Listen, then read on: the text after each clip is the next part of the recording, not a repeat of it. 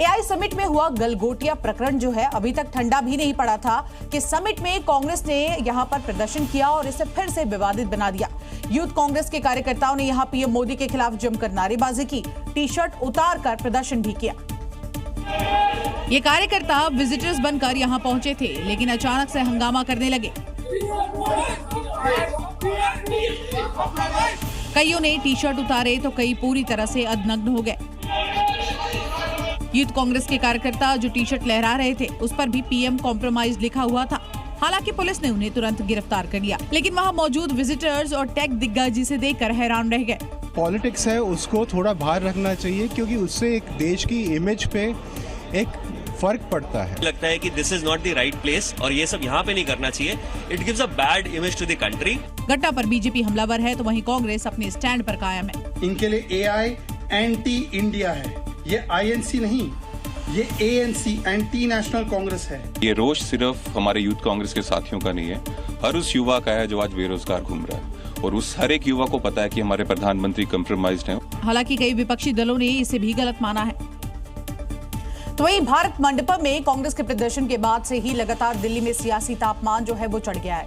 लेकिन दिल्ली से 550 किलोमीटर दूर लखनऊ में भी इसकी गूंज सुनाई पड़ी। सीएम योगी ने घटना की कड़ी निंदा की और कांग्रेस को खूब खरी खोटी सुनाई। सीएम योगी सदन में बजट की चर्चा में शामिल होने पहुंचे थे। चर्चा के दौरान सीएम योगी ने दिल्ली की एआई समिट में कांग्रेस के प्रदर्शन को लेकर जमकर फटकार लगाई। एक शर्मनाक घटना भारत मंडपम पे करने का प्रयास कांग्रेस के युवा संगठन ने करने का प्रयास किया है।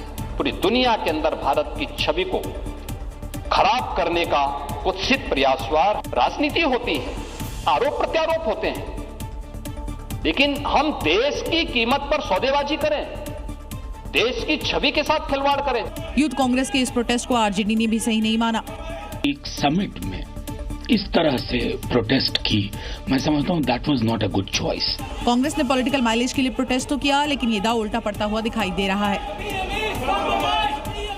तो उत्तर प्रदेश की लाउड स्पीकर वाली सियासत तब शोर मचाती है और अब देखिए किस तरह से रमजान में भी लाउड स्पीकर बजाने की मांग की जा रही है, लेकिन योगी सरकार ने इसे सिरे से खारिज कर दिया है। सपा विधायक कमाल अख्तर ने सदन से आदेश पारित करने की गुजारिश की थी, लेकिन सुरेश खन्ना बिल्कुल नहीं माने। तो मेरा ये अनुरोध है, सपा विधायक ने सदन में रोजगार, इफ्तार, सहरी के समय लाउड स्पीकर से सूचना दिए जाने की अनुमति मांगी थी, जिस पर संसदीय कार्य मंत्री सुरेश खन्ना ने सुप्रीम कोर्ट का हवाला दिया है। एक इस व्यवस्था के लिए परमिशन दे दी जाए पूरे प्रदेश के अंदर तो लोगों को सर बहुत राहत मिलेगी। आज सब्जी वाले, ठेले वाले, रिक्शे वाले, कमजोर से कमजोर आदमी मोबाइल रखता है, जिसके बाद से ही सपा मुखर है। उन्होंने सरकार को धर्म विशेष विरोधी बताना शुरू कर दिया है। ये सरकार कुछ समाज के लोगों के खिलाफ है, जानबूझकर के खिलाफ है। वो नवरात्रों पर सहयोग करते हैं तो हमें उनके रोजों पर भी, रमजान पर भी सहयोग करना चाहिए। तो सत्ता पक्ष नियमों का हवाला देती हुई दिखाई दे रही है। तो देश की सर्वोच्च अदालत का आदेश, मांग करने की आवश्यकता नहीं है। जो प्रोविजन पहले से है उसमें नया कुछ करने की आवश्यकता है ही नहीं। देखते हैं मामला यहीं रुकता है या फिर आगे और भड़कता है। और इस वक्त एक बड़ी खबर आपको बता दें, इलाहाबाद हाईकोर्ट से जुड़ी हुई ये बड़ी जानकारी सामने आ रही है, जहां पर पुलिस प्रोटेक्शन को लेकर अब देखिए किस तरह से ये मांगना स्टेटस सिंबल बन गया है। हाईकोर्ट ने कहा है पुलिस सुरक्षा स्टेटस सिंबल बन गया है, टैक्स पेयर्स के पैसे पर खास क्लास बनाया जा रहा है। ये बड़ी टिप्पणी हाईकोर्ट की ओर से की गई है। तो सुरक्षा मांगना एक स्टेटस सिंबल है, हाईकोर्ट का ये बयान। मध्य प्रदेश के जबलपुर में रमजान से एक दिन पहले मां दुर्गा के मंदिर में पत्थर चले। पत्थरबाजों ने वही पैटर्न अपनाया जो हर पथराव में किया जाता है, लेकिन इन सब के पीछे एक मास्टरमाइंड भी होता है जो अपनी नफरती मानसिकता के चलते हिंदुओं को टारगेट करता है। और सिहोरा में हुए पथराव के पीछे भी एक मास्टरमाइंड का नाम सामने आ रहा है, क्योंकि मंदिर से जुड़े लोगों ने दावा किया है कि इसके पीछे शाकिर है, जिसने लोगों को इकट्ठा किया, मंदिर पर ईंट पत्थर से हमला किया और मंदिर की रेलिंग तक को तोड़ डाला। एकदम से लोगों ने वहां से आए, ईंटा पत्थरा लेके मारना शुरू कर दिए। लोगों को सबसे ज्यादा कराया मेन शाकिर था। विवाद आरती की टाइमिंग बताई जा रही है। इसी को लेकर उपद्रवियों ने पहले मंदिर में घुसकर विवाद किया, फिर देखिए कैसे मस्जिद से पथराव करते हुए कैमरे में कैद हो गए। जब उपद्रवियों का मन नहीं भरा तो सड़क पर उतर कर देखिए मंदिर और पुलिस पर भी यहाँ कैसे पत्थर फेंक रहे हैं।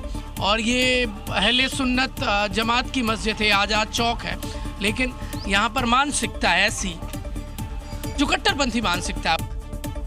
मध्य प्रदेश के जबलपुर में हुए पथराव के मास्टरमाइंड कहा जा रहा है शाकिर जो है वो हिरासत में ले लिया है, लेकिन हिंदू संगठनों ने अब मामले को लेकर खुला मोर्चा खोल दिया है। सड़क पर बैठकर हनुमान चालीसा का पाठ किया जा रहा है, तो वहीं दूसरी ओर मुस्लिम पक्ष का बड़ा दावा है कि तरावली के समय स्पीकर से आरती बजाई जा रही थी और रोकने पर मंदिर के लोग बिल्कुल नहीं माने। और इसी के बाद विवाद की शुरुआत हुई। पथराव बवाल के बाद पुलिस को मोर्चा संभालना पड़ा। मामला शांत कराने के लिए आंसू गैस के गोले तक दागने पड़े। मस्जिद के छतों पर पड़े पत्थर गवाही दे रहे हैं कि पत्थरबाजों का प्लान क्या था और इसके लिए ड्रोन से निगरानी हो रही है। पुलिस और प्रशासन का ड्रोन है वो ऊपर मंडराता नजर आ रहा है। देख रहे हैं कि कहीं कोई फिर से कोई पत्थरबाजी का षड्यंत्र तो नहीं रचा जा रहा है। जुमा होने के चलते पुलिस मुस्तैद है तो हिंदू संगठन सड़क पर उतर आए हैं और हनुमान चालीसा का पाठ कर आरोपियों के खिलाफ कार्रवाई की मांग होने लगी है। जी मीडिया ने हिंदू लोगों और मुस्लिम लोगों से बात की तो उनके अपने अपने दावे थे। अगर नहीं आप आरती नहीं कर सकते, नहीं तो यहाँ पे मंदिर तोड़ देंगे, तोड़फोड़ कर देंगे। नवरात्रि में वो नमाज करना बंद करते हैं क्या?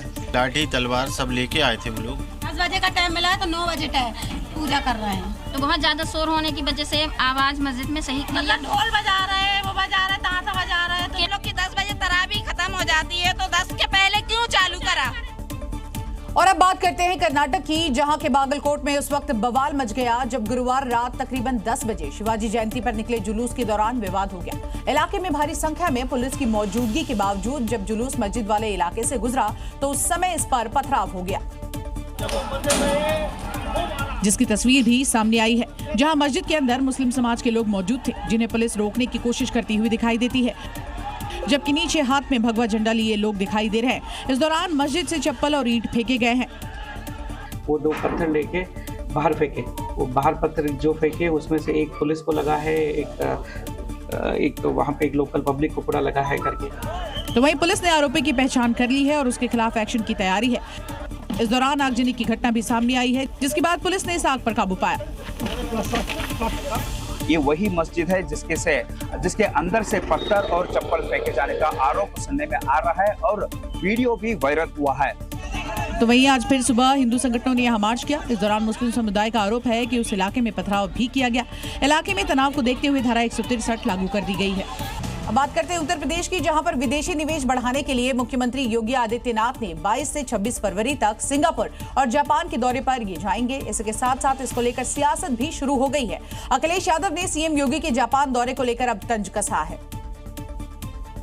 सीएम योगी के सिंगापुर और जापान दौरे को अखिलेश यादव ने मनसुख पर्यटन करार दिया है। जापान जा रहे हैं तो क्योटो भी चले जाइएगा, जिससे ये पता चल सके कि प्रधान संसदीय क्षेत्र काशी क्योटो जैसा क्यों नहीं बन पाया और उसकी विरासत कैसे बिगड़ी। अखिलेश यादव यही नहीं रुके, उन्होंने तंज किया। सुना है कि जापान जा रहे हैं, किसी इनके संगी साथी चापलूस को जापान जाना था, उसने कहीं ये कह दिया कि वनस्पति वहाँ बहुत अच्छी मिलती है, उसी वनस्पति के चक्कर में लगता है घूमने जा रहे हैं।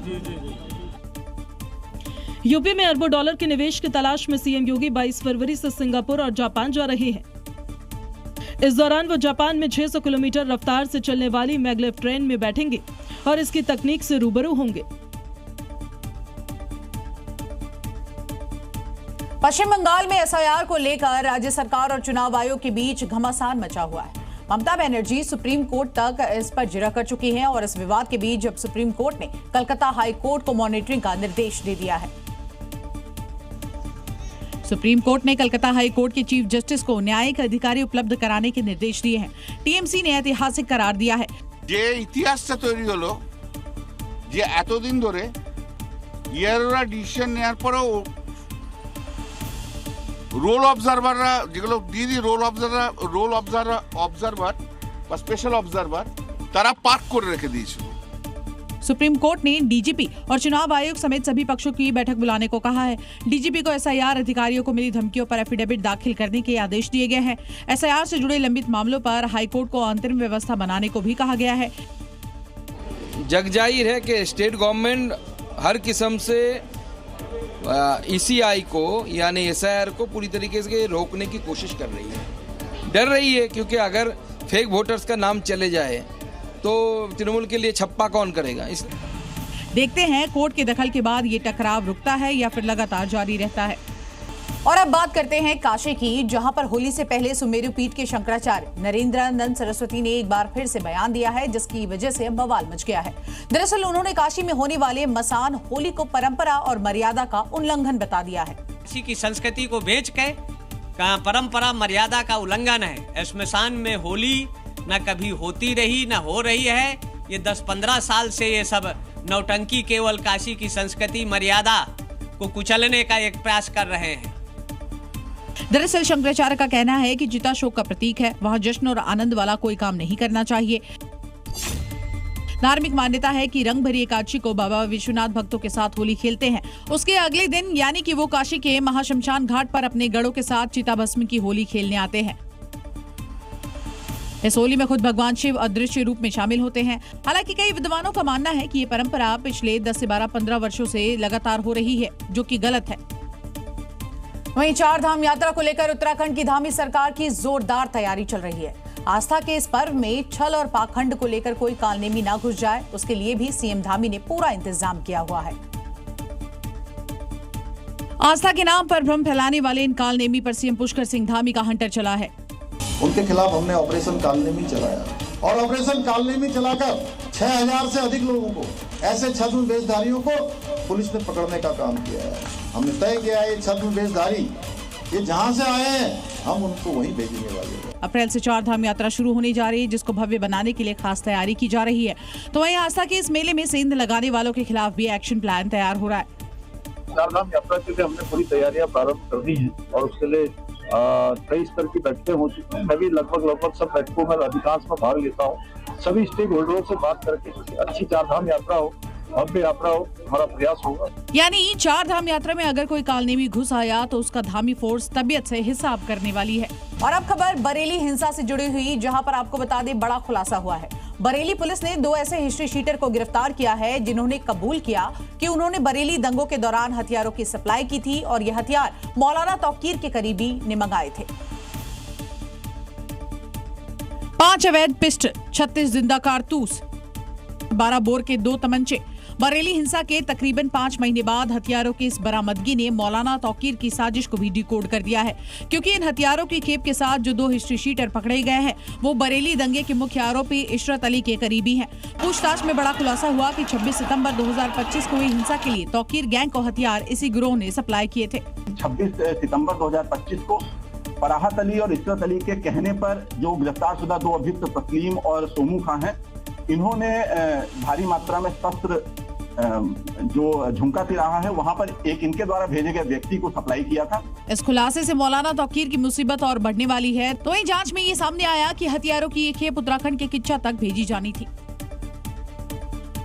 शिवरात्रि में कावड़ उठाने वाली मुस्लिम महिला तमन्ना कट्टरपंथियों के निशाने पर आ गई है। खुद को मिल रही धमकी के बाद तमन्ना ने सीएम योगी से सुरक्षा की गुहार लगाई, जिसके बाद अब हिंदू संगठन मैदान में उतर आए हैं और कट्टरपंथियों से निपटने का ऐलान कर चुके हैं। 2 बेटे हैं और ये भी बाहर जाएंगे तो हमें थोड़ी सुरक्षा मिलनी चाहिए, क्योंकि ये कट्टरपंथी बहुत आग उगल रहे हैं। क्योंकि मजहबी मौलाना और मुस्लिम नेताओं को एक मुस्लिम महिला के कावड़ उठाने से दिक्कत है, वो इसे मजहब के खिलाफ और नाजायज बता रहे हैं और इसी के बाद तमन्ना सुरक्षा की गुहार लगा रही है। वो है मुस्लिम ही नहीं, हम क्या माने उसको, जब वो मुस्लिम ही नहीं रही, उसने शादी हिंदू से कर ली, मुस्लिम कहाँ रही वो? ऐसे लोगों से निपटने के लिए अब तमन्ना के साथ हिंदू संगठन आ गए हैं और उन्होंने ऐसे नफरतियों से निपटने का ऐलान कर दिया है। जैसा कि बजरंग दल पहले भी उसके साथ था और हमेशा उसके साथ है, हम 24 घंटे उसके लिए हमेशा साथ हैं। सनातन बंधु उनके साथ में हैं। धमकी देने वाले जिहादी वो कान खोल के सुन ले, उससे पहले हम जैसों को धमकी देकर दिखाए और हम से निपटे। यानी बुर्के वाली तमन्ना के साथ हर सनातनी के होने का दावा किया जा रहा है। उत्तर प्रदेश के मुरादाबाद में फिर से बुलडोजर एक्शन देखने को मिला है। हाईवे चौड़ीकरण के लिए यहां पर एक दरगाह रोड़ा बन रही थी। उसके बाद क्या था, सुप्रीम कोर्ट के आदेश का पालन करते हुए वहां पर बुलडोजर पहुंचा और गरजना शुरू हो गया। क्योंकि नेशनल हाईवे में कोई भी धार्मिक स्थल आता है तो उसे हटाने के निर्देश हैं और उसी निर्देश का पालन करते हुए योगी का बुलडोजर गरजना शुरू हो गया। टिहरी राष्ट्रीय राजमार्ग का निर्माण कार्य तेजी से चल रहा है, लेकिन जब दरगाह का कुछ हिस्सा निर्माण में रोड़ा बना तो पीले पंजे के प्रहार से उसे ढहा दिया गया। वीडियो में देखिए कैसे दरगाह के आगे की 2 मीनारों पर बुलडोजर से प्रहार किया जा रहा है और योगी अतिक्रमण पर वार्निंग पहले ही दे चुके हैं। बुलडोजर यह इंफ्रास्ट्रक्चर को भी दे सकता है और साथ साथ अतिक्रमण को भी हटा सकता है। दावा है कि मजार का कुछ हिस्सा पहले भी तोड़ा जा चुका है और अब एक बार फिर वही एक्शन देखने को मिल रहा है, क्योंकि यूपी में विकास के आड़े आने पर और अतिक्रमण पर बुलडोजर से चोट की जाती है।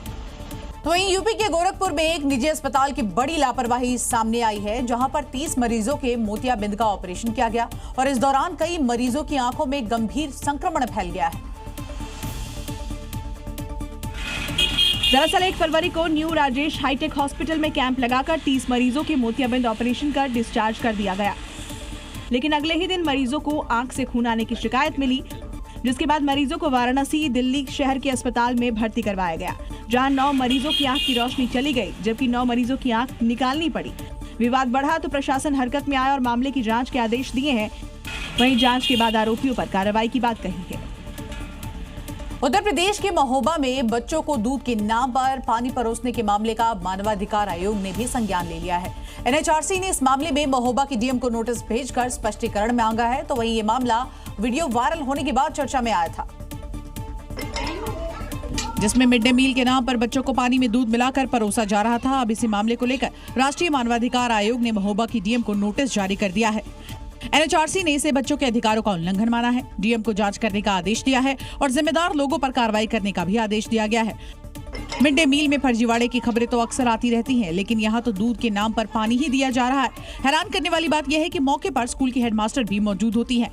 इसे गर्म तक नहीं किया गया, बस बच्चों को परोस दिया गया। उत्तर प्रदेश में अपराध करने वालों पर योगी का 0 टॉलरेंस वाला हंटर चलता है। चाहे कोई लुटेरा हो या फिर कोई बड़ा गैंगस्टर, सब पर कानून का चाबुक चल रहा है। और इसी कड़ी में मथुरा में गैंगस्टर्स ब्रदर्स की 9 करोड़ से ज्यादा की संपत्ति को कुर्क किया गया है।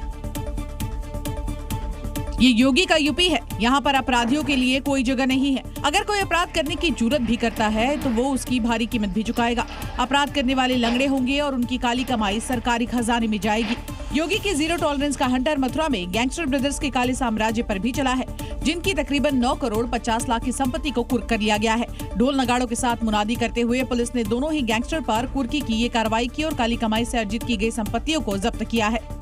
यूपी गैंगस्टर एक्ट के तहत इसी संबंध में, इसी आदेश के अनुपालन में ये संपत्ति कुर्क की गई है। मौजा राल में करीब 9.5 करोड़ रुपए की यह संपत्ति राजन और योगेश पाई गई। जिन गैंगस्टर पर यह कार्रवाई हुई है, उन पर 2025 में कारोबारी की हत्या का बड़ा आरोप है।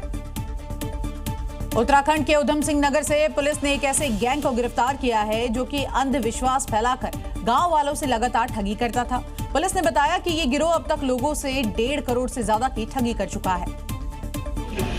पुलिस की गिरफ्त में आए ये वो फर्जी मौलाना और उसके 2 साथी हैं, जो भोले भाले लोगों को पहले अंधविश्वास के जाल में फंसाते थे, फिर धोखे से उनकी गाड़ी कमाई को हड़प लेते थे। पुलिस पूछताछ में खुलासा हुआ है कि इन्होंने ठगी के लिए अलग अलग स्कीम निकाली हुई थी। ये ठग लोगों को भरोसा दिलाते थे कि उनके पास एक ऐसा जिन है जो उनके पैसों को दोगुना कर सकता है। इन्होंने अंधविश्वास का ऐसा मायाजाल रचा कि गांव वाले भी उसमें फंसते चले गए। लोगों पर इनका ये भ्रमजाल तब टूटा जब तय समय के बाद ये लोगों के पैसे देने में आनाकानी करने लगे। इतना ही नहीं, पैसे वापस मांगने वालों को धमकाने भी लगे। जिन और जन्नात के बहाने से उनको अलग अलग स्कीमों पर झांसा दिया और इन स्कीम्स के तहत उनके पास से पैसे लिए गए और उसके बाद ये लोग गायब हो गए थे। तीनों आरोपियों सरताज अली उर्फ कादरी बाबा, शफीक अहमद और मोहम्मद आरिफ को रामपुर से गिरफ्तार किया गया। एक तरफ अजरबैजान के राष्ट्रपति इल्हाम अलीयेव अमेरिका के साथ बोर्ड ऑफ पीस की मीटिंग कर रहे थे, तो वहीं दूसरी ओर उनके सिक्योरिटी गार्ड अमेरिकी प्रदर्शनकारियों को दौड़ा कर पीट रहे थे, जिसका वीडियो भी सामने आया है। अमेरिकी धरती पर अजरबैजान के राष्ट्रपति के सिक्योरिटी गार्ड अमेरिकियों पर जमकर लात घूंसे बरसा रहे हैं। प्रदर्शन कर रहे अमेरिकियों पर सिक्योरिटी गार्ड्स कहर बरपा रहे हैं। डोनाल्ड ट्रंप की नाक के नीचे ही उनके नागरिकों को दौड़ा कर बेरहमी से पीटा जा रहा है और अमेरिकी पुलिस हाथ पर हाथ रखकर बैठी हुई है। वीडियो वाशिंगटन का है, जहां अमेरिकी प्रदर्शनकारियों की इसलिए पिटाई हो रही है क्योंकि वो अजरबैजान में राजनीतिक कैदियों की रिहाई की मांग कर रहे थे और अलीयेव के काफिले के सामने नारेबाजी कर रहे थे। दरअसल अजरबैजान के राष्ट्रपति Ilham Aliyev board of peace की मीटिंग में शामिल होने वॉशिंगटन पहुंचे थे, जहां उन्हें विरोध का सामना करना पड़ा। इसी बीच अमेरिकियों की पिटाई के मामले को अमेरिकी विदेश विभाग के पास भेज दिया गया है। तो वहीं यूपी के रायबरेली में एक अजब ही मामला सामने आया है, जहां पर मिट्टी के बर्तन बनाने वाले कारीगर को 1 करोड़ 25 लाख रुपए की जीएसटी चोरी का नोटिस भेजा गया, जिसको लेकर पूरा परिवार इस वक्त सख्ती में आ गया है। मोहम्मद शाहिद मिट्टी के बर्तन बेचकर गुजर बसर करते हैं। इनके पैरों तले उस वक्त जमीन खिसक गई जब इन्हें पता चला कि इन्हें जीएसटी चोरी के लिए 1 लाख नहीं, 2 लाख नहीं, बल्कि 1,25,00,000 रुपए का नोटिस भेजा गया है। हैरानी की बात यह है कि इस नोटिस में बताई रकम का 1% भी इस कारीगर के पास नहीं है। डाक के जरिए मिले इस नोटिस से पूरा परिवार हैरान और परेशान है। न हमारे पास इक्को बिस्वा खेती है, न इक्को बिस्वा जमीन है मेरे पास। वह जहाँ से आया है वह वापस हो जाए। हम बहुत परेशान हैं। नित्य टाइम लड़का बच्चा सब लोग नहीं परेशान हो रहे। दवा खाए हम तुरंत खत्म हो जाएंगे। मोहम्मद शाहिद खुद को एक बड़ी साजिश और धोखाधड़ी का शिकार बता रहे हैं। उनका आरोप है कि उनके पैन कार्ड का गलत इस्तेमाल कर फ्रॉड किया गया है। पश्चिम बंगाल के पुरुलिया में एक बड़ा धमाका हुआ जिससे फैक्ट्री में भीषण आग लग गई। जानकारी ये है कि यहां पर 3 लोग झुलस गए। तो वहीं अब इसको लेकर स्थानीय लोगों ने बताया कि फैक्ट्री में अवैध रूप से बम बनाए जाने का कारोबार चल रहा था और अब इसको लेकर अमित मालवीय ने ममता सरकार पर निशाना साध दिया है। फैक्ट्री में धमाका इतना तेज था जिसकी आवाज दूर दूर तक सुनाई दी और इसके बाद भीषण आग ने यहां पर पूरी फैक्ट्री को अपनी चपेट में ले लिया, जिसके बाद भीषण आग की लपटें उठने लगी। आसमान में काले धुएं का गुबार भी छा गया। तेज धमाके की वजह से यहां पर आग लगी। पूरे इलाके में अफरा तफरी मच गई और लोग दमकल कर्मियों को बुलाने की गुहार लगाने लगे। वहीं घटनास्थल पर पहुंचे कुछ लोगों ने आशंका जाहिर की कि फैक्ट्री में अवैध रूप से बम बनाए जाने का कारोबार चल रहा था। वहीं फैक्ट्री में हुए धमाके को लेकर अब राजनीति भी शुरू हो गई है। बीजेपी की तरफ से इस पूरी घटना की एनआईए जांच कराने की मांग की गई है। तो वहीं अमित मालवीय ने ममता सरकार पर निशाना साधते हुए कहा कि पश्चिम बंगाल में बम बनाना ही एकमात्र कारोबार बचा है। वहीं राजस्थान की जयपुर में अवैध कब्जे के खिलाफ भजन सरकार का एक्शन एक बार फिर से शुरू हो गया है, जहां मंदिर की जमीन पर अवैध रूप से बसाई गई कॉलोनी को बुलडोजर के जरिए ढहा दिया गया। अवैध कब्जे के खिलाफ चलाए जा रहे अभियान के तहत भजन सरकार का बुलडोजर अब चौमू में पहुंचा तो कब्जाधारियों में इसको लेकर हड़कंप मच गया, जिसके बाद भारी पुलिस फोर्स की मौजूदगी में अतिक्रमण को हटाया गया। इस दौरान 4 बुलडोजर से करीब 7 बीघा जमीन पर बसाई गई अवैध कॉलोनी को ध्वस्त कर दिया गया, जिससे मंदिर जाने वाले लोगों को भारी परेशानी का सामना करना पड़ता है। गंदोल माता के जो मंदिर है उसका रास्ता और उसकी पार्किंग के लिए जो जगह थी सिवाई चक, उस पर कब्जा कर रखा था। इनको 2 बार हमने पहले भी चेतावनी दी लेकिन इन्होंने खाली नहीं किया।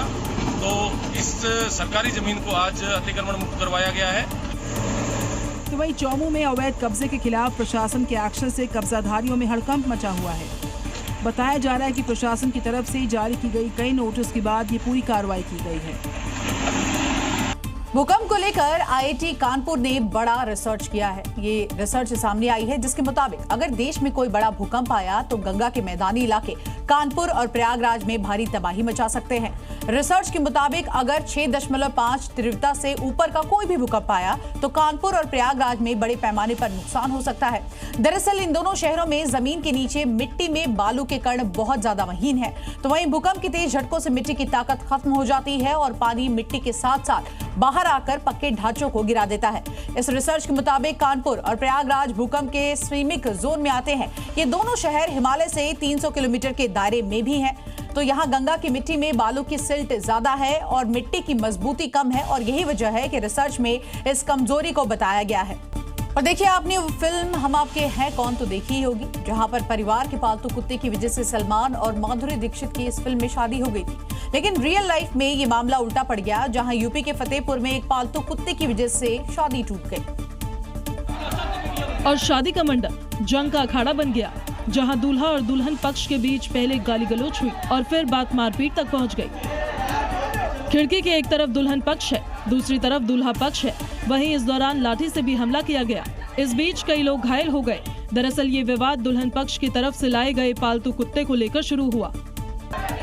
विवाद इतना बढ़ गया कि बात मारपीट तक पहुंच गई और दोनों तरफ से जमकर हंगामा हुआ। वहीं हरियाणा के पानीपत में एक बंदर चर्चा का विषय बना हुआ है। ये बंदर डॉगी के बच्चों को उठाकर ले जाता है और उन्हें ऊंचाई पर लेकर जाता है, जिसके साथ वो खेलने भी लगता है। एनजीओ के लोग इस बंदर के चंगुल से कई डॉगी के बच्चों का रेस्क्यू कर चुके हैं। कभी छत, कभी टंकी तो कभी दीवार और मकानों की रेलिंग पर यह बंदर कुत्ते के बच्चे को अपने साथ लेकर चढ़ जाता है और उसके साथ खेलने लगता है। तो वहीं एनजीओ के लोग इसके चंगुल से कुत्ते के बच्चे को छुड़ाने की कोशिश करते हैं और तो और ये गुस्सा भी हो जाता है।